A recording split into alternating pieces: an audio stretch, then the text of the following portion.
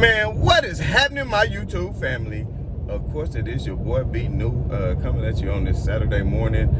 Just wanted to wish everybody, man, a blessed weekend. Everybody have a great day and positive vibrations and energy towards everybody. Now, we all know we are ticking down to my favorite time of year. Of course, fall is in the air. I had to wake up and put my little jacket on this morning because it was so cold outside. So fall is in the air, and of course, we all love some football. But it's nothing better than we get ready to play the NBA. Do you understand what I'm telling you? With the National Basketball Association set to kick off on Tuesday night. I know a lot of you been wondering why I haven't been making videos, but you know, I've been dealing with a very multi-million-dollar conglomerate that I'm trying to deal with as far as my own main job is concerned. So with all that being said though, I got to make some time today to talk about the Los Angeles Lakers and the upcoming season and what is going to be filled with nothing but victories.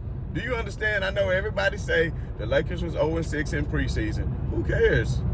Who cares? It's the preseason. Who cares about preseason? I want to listen. If it's the NFL and you went 0-4, would you be panicked? You're not even playing the whole game with your starters. You're not even playing everybody together. You're not even rolling out your offense. You're only giving slight wrinkles. And like LeBron said, practice is more important than preseason. Because you running plays, you doing game situations, you learning and meshing together what you're gonna run as far as your offensive system is concerned, things like that. So please get it straight. Nobody not worried about some preseason. Now, let me just warn all Lakers Nation. Let me just warn everybody. You know, I got a feeling the Lakers might get off to somewhat of a rough start, and that's only because of a lot of injuries that's taking place. So the injury bug has bit the Lakers last year, of course, in the playoffs, but it's already biting the Lakers early in the season this year. The season hasn't even got started yet, so that might be a good thing. Go ahead and get these injuries out the way, and hopefully it won't be too many more injuries, you know, throughout the rest of the season. So as we all know, Trevor Ariza is out for 2 months, just having this ankle surgery. We knew that going into the season that he might be out for an extended amount of time dealing with that ankle. So he finally, you know, had this surgery to repair that ankle. So you probably won't be looking at Trevor Ariza back in the lineup until around December. And oh my God, somebody just almost had a wreck down there, man. I swear these people cannot drive. But anyway, Trevor Ariza, he'll be back. And although he is, of course, an older veteran player, we do know that Trevor Ariza, what he brings on the defensive end and how he's able to knock down threes, and he's not afraid to take any shot, and he's pretty clutch when it's time to make a timely three.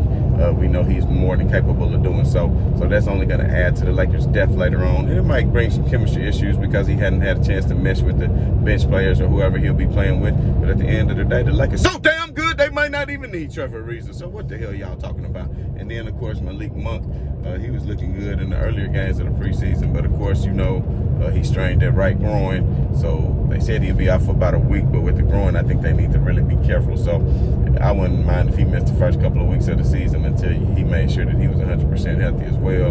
And then not to mention, of course, THT.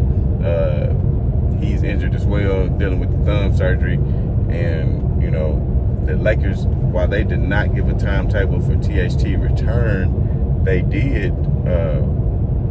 They didn't give a timetable for his return.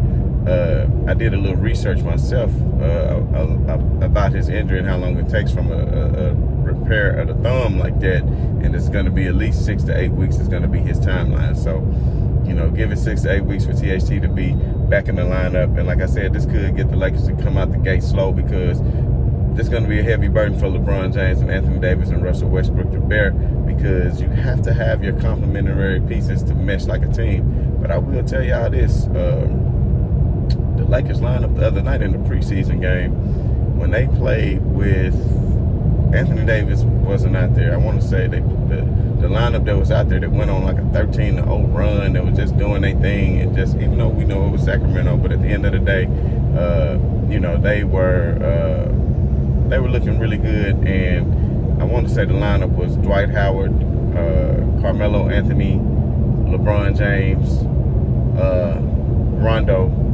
and if I am not mistaken, what's the guy name? The new guy, Austin, the young guy. Not Caruso, because we know Caruso gone, but y'all know what I'm getting at. But anyway, him. He was looking pretty damn good. He's making some nice passes down to AD in the post, some pinpoint passes, and he was hitting his three-point shots when he needed to, even though it was just the preseason, so I haven't seen him in a pressure type situation. But at the end of the day, man, the Lakers was looking good. So we're not even going to be concerned at the end of the day. I know the West is deep. I know there's other teams out there who's trying to compete, such as the Clippers, such as Denver, such as Phoenix. But like I'm telling you right now, with a fully healthy LeBron James and Anthony Davis, who the hell can you get to stop them? And, you know, we're not even going to talk about Cry Me or Kyrie or Try Me or, you know, whoever. But, you know, I tend to stay away from such topics such as those, you know, because it involves politics and things of that nature. But at the end of the day, I believe in everybody's personal decision. So if that's what Kyrie want to do, then that's fine by me. But he's trying to make himself untradeable by saying he would be retired. I know that was been in the news, but then he came out and said that wasn't it. And then, of course, he came out and said that, you know, he's just doing this because nobody should have to be forced to have to take anything, you know. So at the end of the day, you know, I don't want to dive too much into the antics and the political talk of all that, because that's basically what they made it into, political conversation. But at the end of the day, that's not what this channel is about. This channel is about basketball, and that's what I'm going to remain talking about. So, you know, if Kyrie want to do the Lakers a favor and Milwaukee and everybody else a favor by not playing, even though that could get him rest, but you have to think in home games in the playoffs he would not be available to play, which could be detrimental to them. But at the end of the day, I think James Harden and KD is good and plenty to get through the East if they need to, because we all know last year James Harden was not fully healthy when he was playing with the great Kevin Durant. But anyway, Wayne Ellington, he's another person that's hurt for the Lakers too. He got a grade 1 hamstring injury, so he's somebody that's more than capable of knocking down threes, although I really wouldn't want him to be a primary, I won't say a primary contributor. Of course, he needs to come off the bench. I would prefer a lineup of Russell Westbrook, Malik Monk, LeBron James, and maybe even, you know, to be honest, Carmelo been looking good. I know he been playing for the bench lately, but depends on how you do his minutes. I wouldn't mind seeing him out there because him and LeBron seem like they got a pretty good chemistry together. But it's going to be a lot to talk about. I, to be honest, haven't had a chance to break down a lot of the games because I hadn't had a chance to watch the preseason game. I think I got a couple of them on record. If I get a chance, I'll go back and watch that. But I got other things that I need to do. I did want to dive into, you know, I've been... My bad, y'all. I don't know what happened, man. It just stopped recording or whatever, but I noticed it. But what I did was had jumped into my list because, you know, last time I did, I've been working on my list every day, my top 30 countdown, and I made it down to, I want to say, number 16. So I was going to do number 16 through number 11 today. But what do you know? I was talking all the time doing my countdown, and it wasn't even recording. So for that, I do apologize. I think what I'm going to go ahead and do is just say this is a wrap for the day. And what I'm going to do is come back later on this afternoon and drop another video with that countdown. That way it'll be, you know, more organized anyway. So if you want to go back and listen to my whole countdown anyway. So as always, man, this has been your boy B New, saying right on to the real, man. Much love to the haters.